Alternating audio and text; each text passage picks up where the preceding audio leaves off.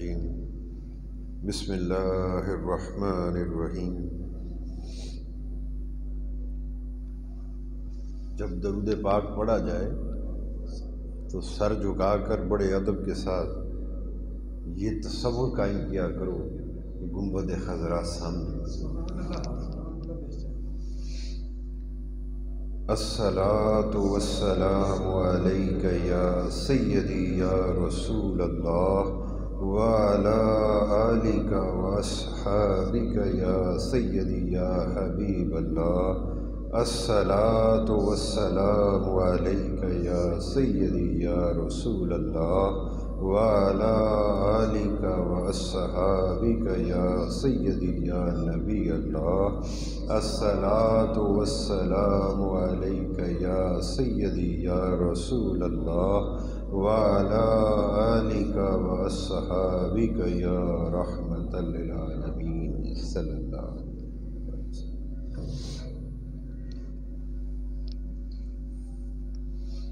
تمام تعریفیں،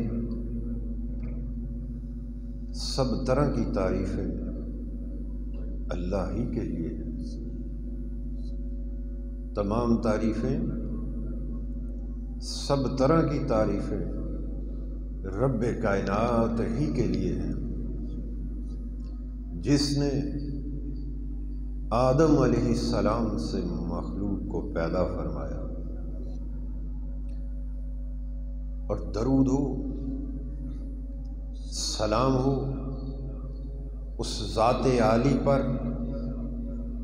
اس ذات پاک پر جنہیں اللہ تبارک تعالیٰ نے سب سے پہلے پسندیدہ بنایا۔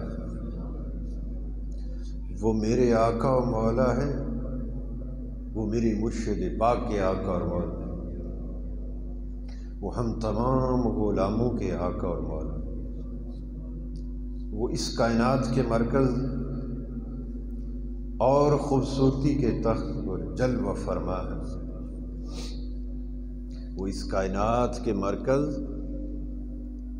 اور خوبصورتی کے تخت پر جلوہ فرما ہے۔ وہ تمام انبیاء علیہ السلام پر آخری مہر ہے۔ وہ اول بھی ہیں، وہ آخر بھی ہیں، آپ ظاہر بھی ہیں، باطن۔ اے اللہ، وہ تیری ساری مخلوق میں، ساری کائنات میں، تیری خالقیت کے کل دائرے میں سب سے بہتر ہے۔ اے اللہ، ان پر ہمیشہ ہمیشہ درود و سلام ہو۔ اے اللہ، ان پر ہمیشہ ہمیشہ درود و سلام ہو۔ اللہ تبارک تعالیٰ کا بڑا کرم ہے، بڑا فضل ہے، اس کی خاص عنایات ہیں، خاص مہربانی ہے، بلکہ اس کا احسان عظیم ہے ہمارے وجود لطیف پر، ہمارے قلب و باطن پر، کہ اس نے ہمیں نبی اکرم صلی اللہ علیہ وآلہ وسلم کے صدقے سے، آپ کے گھرانے کی خیرات سے، اپنے مقبولوں کی بارگاہ میں اپنے ذکر کے واسطے جمع ہونے کی توفیق بخشی، اپنے ذکر کی توفیق بھی بخشی اور شان جمعیت کے ساتھ بخشی۔ یہ جو شان جمعیت ہے، اس میں بڑی خیر ہے، بڑی بلائی ہے۔ جب انسان اجتماعی طور پر کہیں بیٹھ جاتا ہے، کسی اللہ والے کی بارگاہ میں آ کر بیٹھ جائے، اللہ کے ذاکر بندے کی بارگاہ میں آ کر حاضر ہو جائے، اور ہونے کے بعد ان کے بتائے ہوئے احکامات کا پابند ہو، ان کی اتباع پر چلتا ہوا جب اللہ کو یاد کرتا ہے، تو اس اجتماع کے اندر، اس مجلس کے اندر کوئی ایک خاص بندہ ایسا بھی ہوتا ہے، جب وہ آمین کہتا ہے تو تیری بھی آمین ہو جاتی ہے۔ میری بات کو سمجھیں؟ بھی ہم تو گناہ گار ہیں، ہم تو خطا کار ہیں، میں اپنی بات کرتا ہوں، مگر آپ بڑے اچھے لوگ ہیں، آپ میں سے کسی نے آمین کہا تو میرا بھی بھلا ہو جائے گا۔ بات کو سمجھیں؟ اللہ تعالیٰ کی یہ جو ولایت ہے، اللہ اور بندے کے درمیان جو ایک دوستی کا تعلق ہے، یہ جو ایک رشتہ ہے، یہ امر باطن ہے، میری بات یاد رکھنا۔ اس کا ظاہر سے تعلق نہیں۔ کوئی پتہ نہیں آپ کے ساتھ بیٹھا شخص اللہ کا ولی ہو، اس کے دل کی زمین اس قابل ہو کہ جسے رب کائنات نے اپنی گزرگاہ بنایا ہو، اور تجھے خبر بھی نہ ہو، جب فرما دیا کہ وہ تم ہی میں رہتے ہیں، تم ہی میں بستے ہیں، وہ مجھ سے وہ کچھ پاتے ہیں جو تم نہیں پاتے، وہ مجھ سے وہ انعام و اکرام حاصل کرتے ہیں، اور جس سے تم محروم ہو، وہ مجھ سے وہ کچھ دیکھتے ہیں، وہ اس شے کا مشاہدہ کرتے ہیں جس سے تم محروم ہو۔ تو یہ جو اولیاء صالحین ہیں جن پر اللہ کا انعام ہے، کرم ہے، فضل ہے، وہ تم ہی میں ہیں۔ تو گویا کوئی پتہ نہیں آپ کے ساتھ بیٹھا شخص کس مقام پر ہو، یہ تو ساتھ بیٹھا شخص کس مقام پر ہو ہمیں یہ تو یہ نہیں پتہ۔ اور فرمایا کہ بہت سے اولیاء ایسے بھی گزرے جنہیں اپنی ولایت کا خود نہیں تھا پتہ۔ میں بڑی خاص نقطہ بتا رہا ہوں، بہت سے درجنوں سینکڑوں اولیاء ایسے بھی گزرے جنہیں اپنی ولایت کا خود علم نہیں تھا کہ ہم اولیاء ہیں، اللہ کی دوستی کے زمرے میں ہمیں اللہ تبارک تعالیٰ نے ہمارا شمار مقربین میں لکھ رکھا ہے، انہیں خود بھی خبر نہیں۔ ایسے مست اعلیٰ مست و بے خود زندگی گزارتے رہے، ساری زندگی ایسے حال میں بیت گئی کہ خود کو بھی خبر نہ ہوئی کہ ہمارے دل میں وہ بستا ہے، ہماری سانسوں میں وہ بستا ہے، ہمارے قلب و باطن کو اس نے اپنی گزرگاہ بنا رکھا ہے، اس قابل اٹھا رکھا ہے، بلند کر رکھا ہے۔ تو پھر فرمایا کہ انہیں خبر کیسے ہوتی ہے، وہ جب میں چاہتا ہوں تو پھر میں انہیں خبر دے دیتا ہوں۔ بات سمجھے؟ تو میں یہ اپنے تجربے کی بات بتا رہا ہوں۔ تو پھر بہت سے اولیاء جو ہیں وہ کیا کرتے ہیں، وہ ان کے پاس جاتے ہیں اور انہیں یہ خوشخبری سناتے ہیں کہ رب تجھ سے راضی ہے۔ ان کی ولایت کی خبر بھی بہت سے اولیاء کی ڈیوٹی لگائی جاتی ہے، جاؤ جا کر میرے اس خاص بندے کو بتا دو کہ میں اس سے راضی ہوں، میں اسے پسند فرماتا ہوں، میں اس سے محبت کرتا ہوں۔ تو یہ جو ایک نگاہ ہے جو اولیاء اللہ کو عطا ہوتی ہے، وہ جو میں کہتا ہوں ایک بڑا خاص جملہ کہ یہ اس کی رحمت کی دلہن ہے۔ یہ اولیاء جو ہیں یہ اس مولا کی رحمت کی دلہن ہوتے ہیں، ان تک ماں سوائے ان کے محرم کے کسی کی رسائی نہیں۔ بولو یہ میں جملہ کہتا ہوں کہ ایک ولی دوسرے ولی کو پہچان لیتا ہے، جب وہ اللہ کو یاد کرتے ہیں تو پھر وہ جو ان کے سینوں سے نور بلند ہوتا ہے، نور آتا بھی ہے اور نور جاتا، وہ اس نور کو، اس کیفیت کو پہچان لیتے ہیں۔ وہ جو ہجر و فراغ ایک ان کے من کے اندر ایک تڑپ، ایک چنگاری سلگتی سلگتی پامڑ مچا ہوتا ہے، جیسے کہتے ہیں کہ اگر کسی کو ہجر و فراغ کا ایک غم ہے، وصال کا غم لاحق ہے، جدائی کا غم لاحق ہے، تو وہ اپنی آپ بیتی بولو نا کسی کو سنائے تو کیا سنائے، وہ اپنا غم سنائے تو کس کو سنائے؟ اور فرمایا کوئی ایسا ملے جس کا کلیجہ خود ہجر و فراق سے پھٹا ہوا ہو، میں اس کو سناؤں۔ بولو نا، جو ایسا کوئی ملے جو یار سے بچھڑا ہوا ہو، وصال اس کے اندر آ گیا ہو، ہجر و فراق میں رو رو کر پھٹ کر اس کا خون ہو گیا ہو، وہ کوئی ایسا ملے تو میں اسے اپنی من کی بات سناؤں۔ اور جسے یار کی طلب بھی نہیں، اس کے دیدار کی طلب بھی نہیں، اپنے محبوب کی طلب بھی نہیں، میں اسے کیا سناؤں تو کیا وہ سنے گا، کیا سمجھے گا؟ تو فرمایا کہ یہ امر باطن ہے، یہ دل کا حال ہے. جس کا دل بہتر ہو گیا، جس نے اپنے دل کو اللہ کی خاطر بہتر کر لیا، سنوار لیا، اپنی اندرونی کیفیات کو بہتر کر لیا، وہ رب اسے دوست بنا لیتا ہے. رب اس کے دل میں بس جاتا ہے اور اس کی دل کی زمین کو اپنا مقام قیام بنا لیتا ہے. اب جب اللہ تعالیٰ کا مقام قیام بن جائے کوئی چیز اور اس کی گزرگاہ بن جائے تو پھر بتاؤ بلا شبہ وہ کعبہ بنا کہ نہیں؟ ایک کعبہ تو وہ ہے جس کا آپ طواف کرتے ہیں. بولو بھی کیوں کرتے ہو؟ یہ اللہ کا گھر ہے. ایک کعبہ وہ بھی بن جاتا ہے. یہ دل، جس دل میں میں بس جاتا ہوں، اے موسیٰ میں سماتا ہوں تو کہاں؟ اپنے بندہ مومن کے دل میں سماتا ہوں. کوئی شے میں، کسی شے کے اندر اتنی طاقت نہیں کہ میری ذات اس میں سما جائے، مگر میں سماتا ہوں تو بندے کے دل میں سما جاتا ہوں. جس بندے کے دل میں رب سما جائے، جس بندے کے دل کا حال ایسا ہو جائے کہ رب اس میں 70 مرتبہ نگاہ رحمت فرمائے. یوں تو ہر لمحے ہی اللہ تعالیٰ کی ذات اپنے بندوں کو دیکھتا ہے، ان کی شارک سے بھی قریب ہے. کسی دن اللہ تبارک تعالیٰ نے چاہا تو اس کی توفیق سے، بارگاہ مصطفیٰ کے خیرات سے اس بات کے اوپر خطاب کریں گے کہ وہ ہماری جانوں سے بھی زیادہ قریب ہے. بات کو سمجھیں؟ تو اس کے اوپر بھی بات کریں گے. تو یوں تو وہ اپنے بندوں کی جانوں سے بھی زیادہ قریب ہے، شارگ سے بھی قریب ہے، ہر پکارنے والے کی پکار سنتا بھی ہے.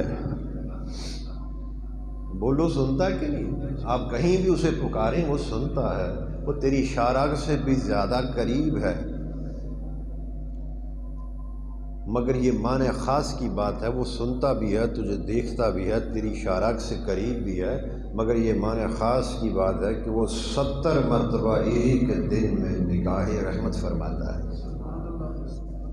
جو دل ایسا صاف دل ہو، خاص دل ہو اور اللہ کے ہر غیر سے پاک ہو اور منزہ اور لطیف ہو، صاف ستھرا دل ہو، پھر فرمایا میں ایسے بندے کی طرف ایک دن میں 70 مرتبہ نگاہ رحمت فرماتا ہوں. تو جسے اللہ 70 مرتبہ محبت کے ساتھ دیکھتا ہو، اسے اپنا دوست رکھتا ہو، اس کے دل کا حال کیا ہوگا؟ تو فرمایا کہ یہ امر باطن ہے، یہ ظاہر سے اس کا کوئی تعلق نہیں. عین ممکن ہے کہ سوٹ بوٹ پہننے والا بھی اللہ کا ولی ہو، اور عین ممکن ہے کہ کوئی جبہ اور کبہ پہننے والا بھی ولی نہ ہو. میری بات کو سمجھیں؟ ولایت کا تعلق آپ کے ظاہر سے ہرگز نہیں ہے. بہت سے ایسے افراد بھی دیکھے جو بظاہر میں جبرائیلی شکل والے تھے. میں باتیں سیدھی کرتا ہوں، یہ بات کو سمجھیں؟ وہ جنہوں اللہ کا ڈر ہوئے نا، ان پھر اور کسی کا ڈر نہیں ہوتا. میں بالکل ننگی سیدھی باتیں کرتا ہوں. بہت سے ایسے بھی دیکھے جبرائیلی شکل والے، جبہ کبہ پہنا، مگر اندر گوڑے گوڑے گند ہیں. اور بہت سے ایسے بھی دیکھے کہ جنہیں آپ اپنے ساتھ بیٹھانا بھی پسند نہ کریں، اتنی نفرت کریں، مگر وہ دل میں حقیقت میں اس کے اولیاء ہیں، جن کا ظاہر ایسا خستہ حال جیسے فقراء، مگر فرمایا کہ ان کے دل کی زمین کا حال ایسا ہے کہ اے میرے حبیب صلی اللہ علیہ وسلم، ان کا کوئی لمحہ بھی ایسا نہیں بیتتا جو میری یاد سے خالی ہو. میرے بندے کچھ ایسے بھی ہیں کہ جن کا ظاہر بے انتہا خستہ کہ تم ان سے بات کرنا بھی پسند نہ کرو، ان کو ساتھ بیٹھانا بھی پسند نہ کرو، مگر ان کے من کی کیفیت ایسی ہے کہ وہ ہر لمحہ اپنے رب کو پکارتے ہیں. تو صبح بھی دیکھ تو وہ پکار میں ہے، تو دوپہر کو دیکھ، شام کو دیکھ، تو 24 گھنٹے جس بھی لمحے دیکھ وہ میری یاد سے غافل ہوتے ہی نہیں.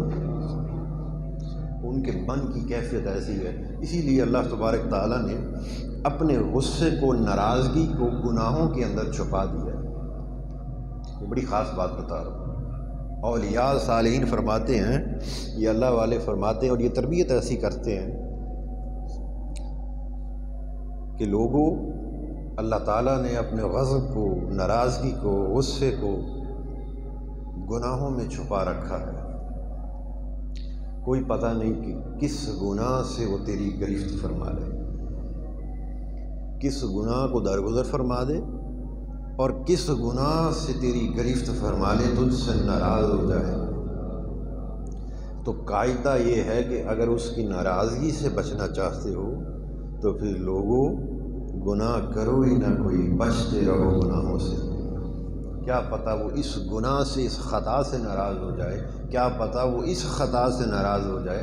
بھی قاعدہ یہ ہے خطا کرو ہی کوئی نہ، اس سے، خطاؤں سے، گناہوں سے اس کی پناہ مانگا کرو۔ پھر فرمایا کہ اللہ تبارک تعالیٰ نے اپنی رضا کو نیکیوں میں چھپا کر رکھا، اپنی رضا کو نیکیوں میں چھپایا ہوا ہے، کوئی پتہ نہیں کس نیک عمل سے وہ راضی ہو جائے۔ تو فرمایا کہ قاعدہ یہ ہے کہ جو نیک عمل تمہیں نصیب ہو اسے کر گزرو، اسے تھام لو، چھوڑو نہ، کیا پتہ وہ اس سے تم سے راضی ہو جائے، تیرے اس عمل کو پسند کرتے ہوئے تیرے سارے اگلے پچھلے گناہ معاف فرما دے، اور تیرے اس عمل کو، کسی ایک عمل کو جسے تو بڑا ادنا سمجھتا ہے، کیا پتہ وہ اس سے ہی راضی ہو جائے۔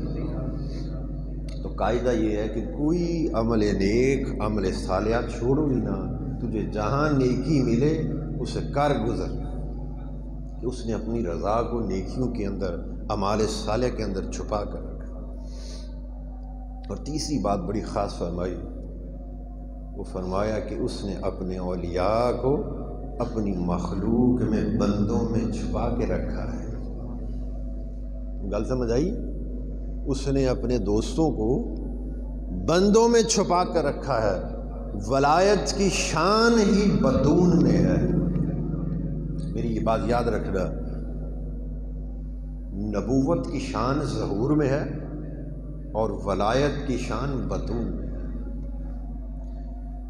اگر کوئی نبی ہے تو اس کی شان ہی یہ ہے کہ وہ ظاہر ہو، بات کو سمجھے، معجزات کے ساتھ ظاہر ہو، اس کی شان ہی ظہور کے اندر ہے۔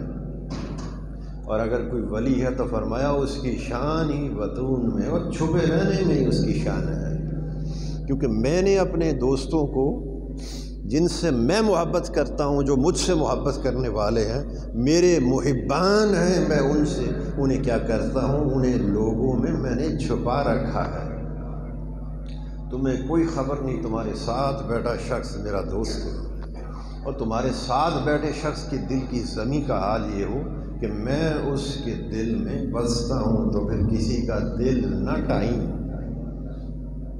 بولو، تجھے علم نہیں، میں اس کے دل میں بستا ہوں، اگر تو نے اس کے دل کو دکھ پہنچایا، رنج پہنچایا، تو پھر سمجھ لے تو نے مجھے رنج پہنچایا۔ جس نے میرے ولی کو رنج پہنچایا، میرے دوست کو تکلیف پہنچائی، وہ پھر تیار ہو جائے مجھ سے جنگ کرنے کا۔ بولو، یہ قرآن کا فیصلہ ہے کہ نہیں؟ جس نے میرے اولیاء کو، میرے دوستوں کو تکلیف پہنچائی، ان کو رنج پہنچایا، ان کو غم پہنچایا، بس پھر وہ تیار ہو جائے کہ رب اس سے جنگ کے لیے۔ اس نے رنج ان کو نہیں پہنچایا، بولو، وہ تو بڑے اعلیٰ لوگ تھے، بڑی محبت کرنے والے لوگ تھے، ان کے دل میں تو کسی کے لیے بغض و عداوت تھا ہی نہیں، وہ تو مجھ سے محبت کرنے والے تھے۔ جیسے سیدنا موسیٰ علیہ السلام ایک مقام سے گزرے تو ایک مجذوب، مست و بے خود کی کیفیت میں ایک شخص بیٹھا، اللہ سے باتیں کر رہا، اور وہ باتیں کیا کر رہا ہے، اے اللہ، کہیں تو نیچے آ میرے پاس، میں تجھے نہلاؤں، غسل دوں، تجھے اچھے کپڑے پہناؤں، تیری خدمت کروں، تیرے سامنے فلاں پھل پیش کروں، ایسی باتیں کر رہا تنہائی میں۔ جب سیدنا موسیٰ علیہ السلام نے یہ سنا، آپ جلال میں آ گئے کہ یہ تو اللہ تعالیٰ کی شان میں گستاخی کر رہا ہے، وہ تو ان چیزوں سے بے نیاز ہے۔ تو قریب گئے، اسے جھڑک دیا کہ خبردار ہے بندے، تو کیا کہتا ہے؟ یہ کیسے کلمات تو کر رہا ہے؟ وہ تو اس کی شان تو بڑی بلند ہے، وہ ان تمام چیزوں سے پاک ہے، بے نیاز ہے۔ جب اسے اس شے کا خبر ہوئی تو وہ کہنے لگا اچھا، اتنی دیر سے جو باتیں میں کر رہا تھا میں اس کی گستاخی کر رہا تھا؟ کہا ہاں تم گستاخی کر رہے تھے۔ بس اس خوف سے غش کھا کر گر پڑا۔ جب اللہ تعالیٰ سے ہم کلام ہونے کا وقت آیا، اللہ تعالیٰ کی ذات پاک جلال میں آ گئی، فرمایا اے موسیٰ، تجھے میں نے اپنے بندوں کے پاس انہیں مجھ سے جوڑنے کے لیے بھیجا ہے کہ توڑنے کے لیے بھیجا ہے؟ یعنی شان دیکھیں، پروردگار اس کی وجہ معلوم کی، فرمایا کہ وہ جو بندہ جسے جھڑکائے ہو وہ مجھ سے باتیں کرتا تھا، میں اپنے عرش پر بیٹھ کر اس کی باتیں سنا کرتا تھا۔ تو نے کیا کیا کہ اب وہ مجھ سے باتیں کرنا ہی چھوڑ گیا، گم سم ہو کر بیٹھا ہوا ہے؟ بات کو سمجھے؟ یہ دل کی، تو کسی کے دل کو تکلیف نہ پہنچاؤ، کسی کو اپنے سے کم تر نہ سمجھو، اور کسی کے عیبوں کو تلاش نہ کرو۔ اگر تلاش کرنا ہے تو اپنے عیبوں کو تلاش کرو، اگر غیبت کرنی ہے تو اپنی غیبت کرو۔ تنہائی میں بیٹھ جاؤ بکل مار کے، اپنے من کے اندر جھاتی مارو، دیکھو تو کس مقام پر کھڑا ہے، اپنے آپ سے اپنے آپ کی غیبت کر، تیرا کچھ بھلا ہو جائے گا۔ سیدنا شیخ عبد القادر جیلانی رحمۃ اللہ علیہ، آپ نے جو آپ کی تعلیمات میں اس میں سے ایک نقطہ آپ کو یہاں دیتا ہوا جاتا ہوں۔ انسان کی ہلاکت کس وقت شروع ہوتی ہے؟ 3 چیزوں سے۔ انسان کے اوپر مصیبتیں کس وقت شروع ہوتی ہیں، اور تکلیفیں اسے کس وقت آتی ہیں، پریشانیوں میں مبتلا کس وقت ہوتا ہے، غم میں مبتلا کس وقت ہوتا ہے، اور اس کی ہلاکت کی ابتدا کہاں سے شروع ہوتی ہے؟ سب سے پہلے زبان سے۔ یہ بات سن، سب سے پہلے جب انسان کی زبان قابو میں نہ رہے اور ایسے الفاظ اس کی زبان سے نکلتے ہوں جو اللہ تعالیٰ نے جسے ناپسند فرمایا ہے، تو پھر اس کے کاموں کے اندر رکاوٹ آ جاتی ہے۔ یہ تجربہ کر کے دیکھ لینا۔ اور جب اس کی زبان پاک نہ رہے تو پھر اس کے ہر کام سے خیر کو، برکت کو، رحمت کو اٹھا لیا جاتا ہے، اور شر ہی شر باقی رہ جاتا ہے۔ تو فرمایا کہ اور دوسری شے کیا ہے؟ ایک تو زبان تھی، اور دوسری شے فرمایا کہ طبیعت کی خرابی، اور تیسری شے فرمایا صحبت کی غلامی۔ اب طبیعت کی خرابی کیا ہے کہ ہم اپنے من کے اندر نہیں جھانکتے، ہم دوسرے کو اپنے سے کم تر سمجھتے ہیں۔ ہم صبح سے شام تک لوگوں کی غیبت کرتے ہیں، لوگوں کے عیبوں کو تلاش کرتے ہیں، اور اس کے بعد کیا کرتے ہیں؟ تلاش کرنے کے بعد پھر ہم دوسروں سے دوسروں کے عیبوں کو بیان کرتے ہیں۔ ایسا کرنے سے انسان کے اوپر ہلاکت آ جاتی ہے، انسان کے اوپر مصیبتیں آتی ہیں، پریشانیاں آتی ہیں، اور اللہ سے بندہ دور ہو جاتا ہے۔ اس کی رضا سے، اس کی لقاء سے، اس کی محبت سے بندہ دور، اس کی رحمت سے دور کر دیا جاتا ہے۔ اللہ کی رحمت سے بندے کو محروم کر دیا جاتا ہے، جس کا قول و فعل اور جس کا حال ایسا ہو کہ وہ طبیعت کا خراب ہو اور صحبت کا غلام ہو۔ وہ تیسری شے۔ تو فرمایا کہ کبھی بھی کسی کی غیبت نہ کرو، کسی کے عیبوں کو تلاش نہ کرو، جب بھی سوچو، اور کبھی بھی کسی ایسی شے کے بارے میں مت سوچو، ایسے خرافات کے بارے میں مت سوچو، اپنی سوچوں کو بھی پاک رکھو، اپنی زبان کو بھی پاک رکھو، اپنے قول و فعل کو بھی پاک اور صاف رکھو۔ تو فرمایا کہ کبھی بھی کسی کے عیب تلاش نہ کرو، کیا پتہ تو جس کے عیب تلاش کر رہا ہے اللہ نے اسے معاف کیے ہوا ہو۔ بات کو سمجھے؟ کیا پتہ تو جس کی غیبت کر رہا ہے تیرے اس عمل سے رب اسے معاف کر کے رب نے اسے اپنا دوست بنا لیا ہو، اور تو آج بھی اس کی غیبت میں ہے۔ پھر فرمایا کہ کبھی بھی کسی کی غیبت نہ کرو، اپنی سوچوں کو پاک رکھو، سوچو تو اچھا سوچو، بولو تو فقط خیر خیر اور خیر ہی بولو، اور اگر ایسا نہیں کر سکتے تو پھر فرمایا کہ اپنی زبان کو بند رکھو، خاموش رہا کرو۔ سب سے پہلے کیا فرمایا؟ اپنی سوچ کو پاک کر لے۔ پھر فرمایا کہ اپنی زبان کو ایسا بنا کہ تیری زبان سے محبت نکلے، خیر نکلے، اللہ کی مخلوق کی بھلائی نکلے، حضور کی امت کی خیر خواہی نکلے۔ جسے بھی دیکھ تیرا رشتہ دار ہے، جاننے والا ہے، نہیں جاننے والا، بس جسے بھی دیکھ اس نسبت سے دیکھ کہ اللہ کی مخلوق ہے، اس نسبت سے دیکھ کہ وہ حضور کا امتی ہے، بس اس کے لیے خیر مانگا کر۔ ایسی زبان بنا لے۔ اگر چاہتا ہے کہ رب تجھ سے محبت کرے، اگر چاہتا ہے کہ رب تجھے اپنے اولیاء کی فہرست میں شامل کر لے، اپنے مقربین و صالحین میں لکھ دے، تو پھر اپنی زبان کو ایسا کر لے کہ اس کی مخلوق کے لیے اس میں خیر ہی خیر رہ جائے، شر نہ رہے۔ تیری زبان اگر ایسی ہو گئی، تیری سوچ و فہم کا عالم ایسا پاک اور پاکیزہ ہو گیا، تو پھر سن لو، یہی وہ لوگ ہیں جنہیں رب اولیاء کہتا ہے، جنہیں رب فرماتا ہے یہ میرے دوست ہیں۔ اور پھر فرمایا تیسری چیز وہ جو صحبت کی غلامی۔ اب صحبت کیا ہے؟ بولو۔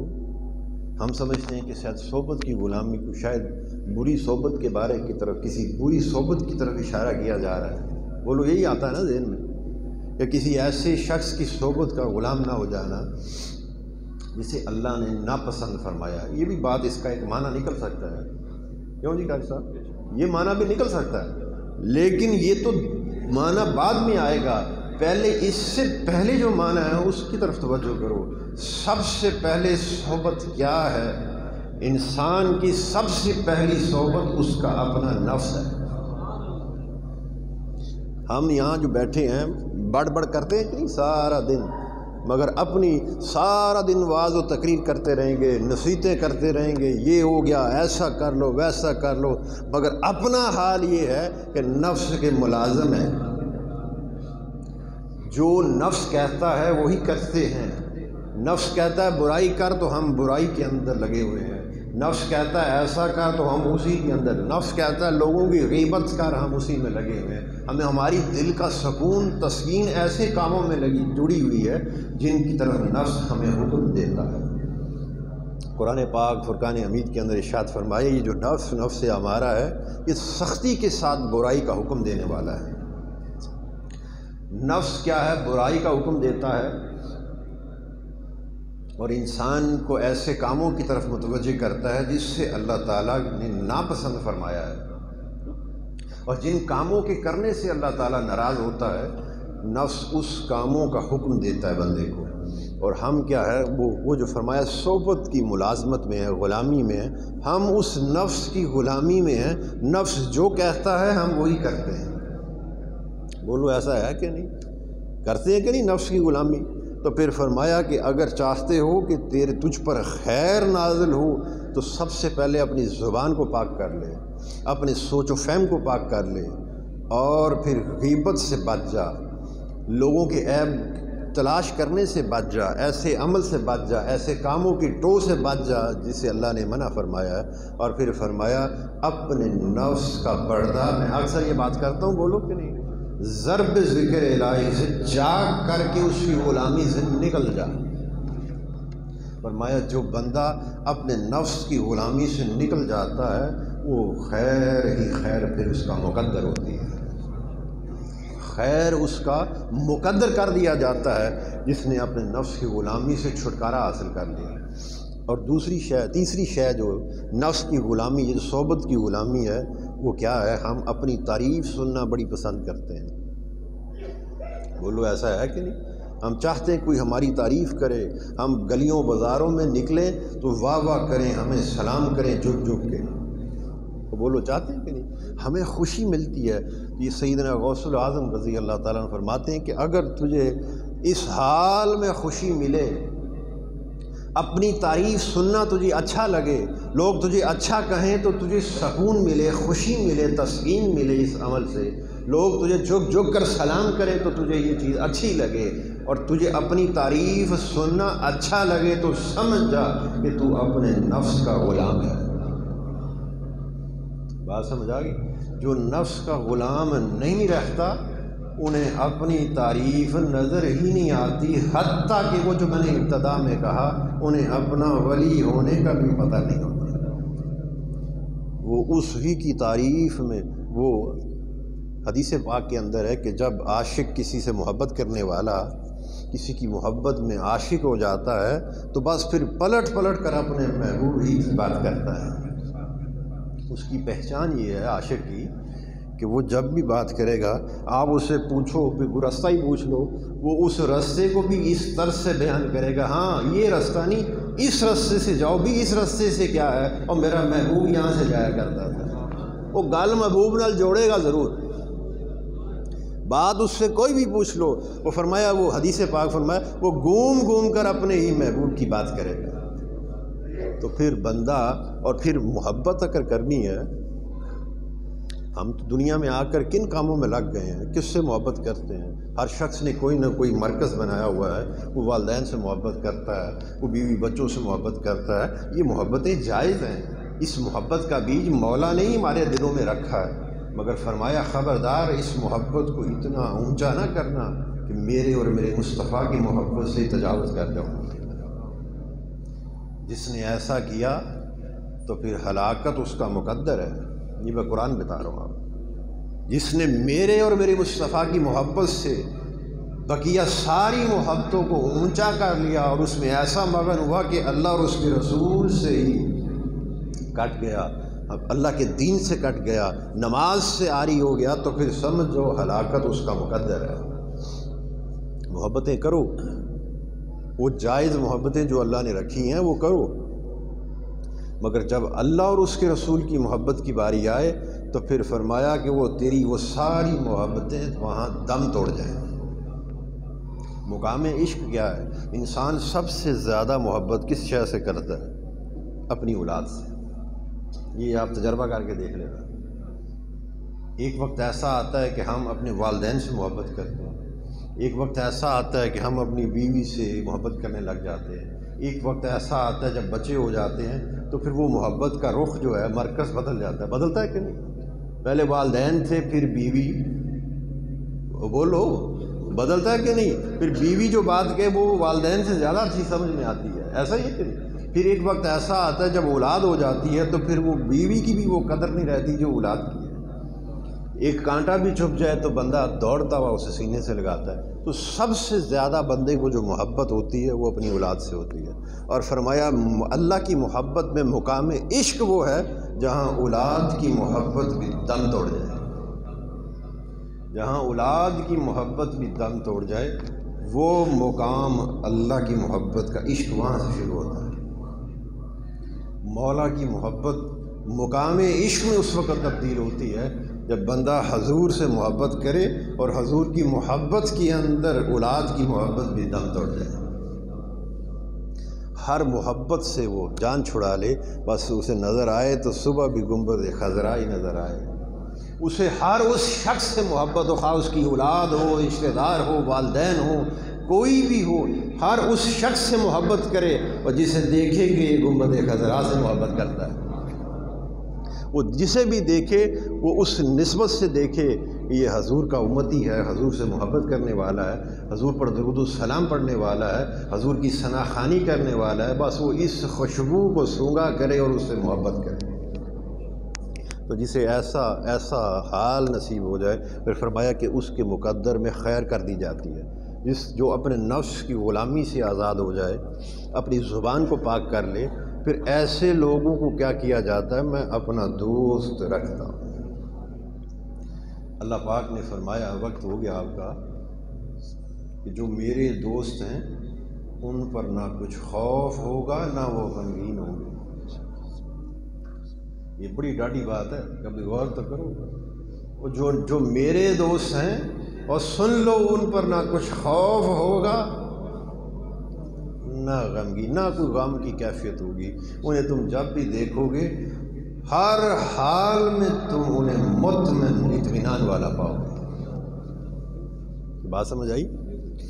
اولیاء یہ پہچان بتا رہا ہوں میں کہ جس بندے کی زبان کو پاک دیکھو، جس بندے کے سوچ و فہم کو پاک دیکھو، جس بندے کو دیکھو کہ وہ اپنی تعریف پسند نہیں کرتا، وہ کرتا ہے تو مولا کی تعریف پسند کرتا ہے۔ جس بندے کو دیکھو ایسے حال میں دیکھو تو سمجھ جاؤ وہ میرا دوست ہے۔ جس بندے کی زبان سے خیر ہی خیر جھلکتی ہو تو سمجھ جاؤ کہ وہ میرا دوست ہے، اور جو میرا دوست ہوتا ہے وہ ہر غم سے، ہر خوف سے بری ہوتا ہے۔ یہی ایمان ہے نا، بولو یہی ایمان ہے۔ ہم بظاہر کلمہ پڑھنے والے ہیں، خود کو صاحب ایمان کہتے ہیں، مگر ہمیں موت کا بھی ڈر ہے۔ اور بولو نا، میں سیدھی گل کرنا ہے ڈر موت کا کہ نہیں؟ ہمیں کاروبار کے ڈوب جانے کا بھی خوف رہتا ہے، ہمیں پیسے کے چوری ہو جانے کا بھی خوف رہتا ہے، ہمیں گھر بار کا بھی خوف رہتا ہے، ہمیں اس دنیاوی زندگی کی اتار اور چڑھاؤ کا خوف اور فکر ستاتی رہتی ہے۔ ہر لمحے ہم نماز بھی اس کی پڑھتے ہیں تو یہی مانگتے ہیں، مولا خیر کر دے، میری بیوی بچوں کی خیر کر دے، میرے کاروبار کی خیر کر دے، اور بولو مانگتے ہیں۔ ہمیں تو طرح طرح کے خوف ہمارے اندر گھسے ہوئے ہیں۔ فرمایا جن کے اندر ایمان کی حلاوت آ جاتی ہے، ایمان کا بیج آ جاتا ہے، وہ ہر خوف و غم سے بری ہوتے ہیں۔ اور جو حقیقی معنوں میں مجھے رب مانتے ہیں، دیکھو نا ذرا کتنی گہری بات ہے، جو اللہ کو اللہ مان لے تو پھر اسے موت کا ہر کمی اور کجی کا خوف کیسا؟ بولو نا، اسے تو اٹھا کے آگ میں بھی پھینک دو تو وہ کہے گا میرا رب ہر شے پر قادر ہے۔ یہ آگ کی شے ہے۔ تو ہمارا تو حال یہ ہے کہ ہم صبح بھی گھبراتے ہیں، شام کو بھی گھبراتے ہیں۔ تو جو اولیاء ہیں، فرمایا میں ان کے دلوں میں بستا ہوں، اور جس کے دل میں میں بس جاؤں وہ میرے سوا پھر کسی شے کا خوف و غم نہیں رکھتا۔ تو پھر میں ان کے ساتھ جیسا وہ میرے ساتھ گمان رکھتا ہے، یہ حدیث پاک ہے، پھر میں اپنے بندے کے ساتھ ویسا ہی معاملہ کر دیتا ہوں۔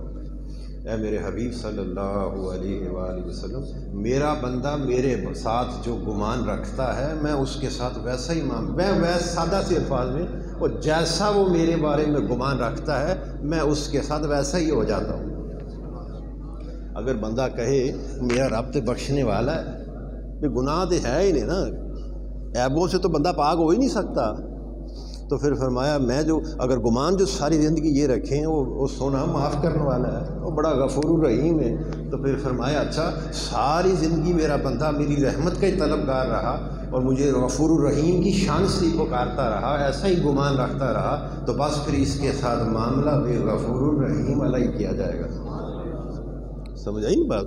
تو آج کل حال کیا ہے کہ جو ہمارے عالم دین ہیں، ملا حضرات، یہ ایسے ہی بس ڈرائی جاتے ہیں جی جہنم میں پھینک دیا جائے گا، وہ بندہ تھر تھر کانپتا ہے، وہ بندہ باغی ہو جاتا ہے۔ غصہ ہے، غضب ہے، جہنم ہے، مگر اس کی رحمت اس پر حاوی ہے۔ بات سمجھ آئی؟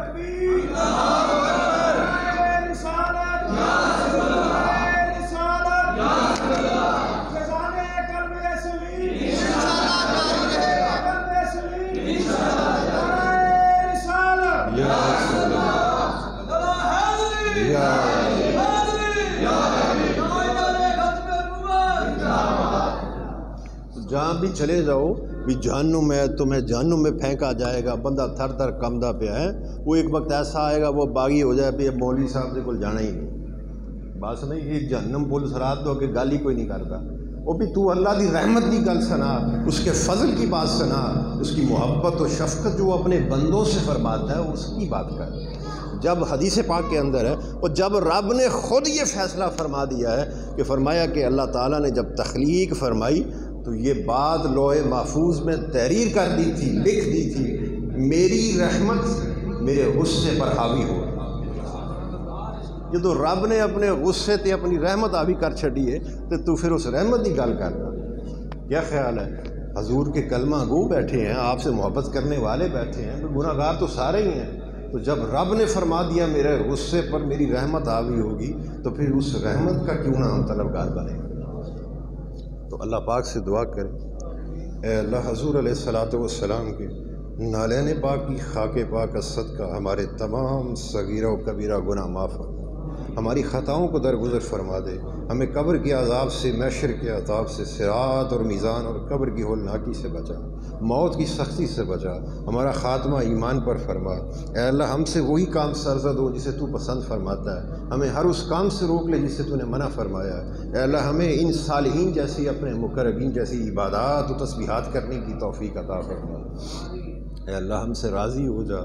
اے اللہ ہمیں حضور علیہ الصلاۃ والسلام کی محبت عطا فرما، آپ پر کثرت سے درود و سلام پڑھنے کی توفیق عطا فرما۔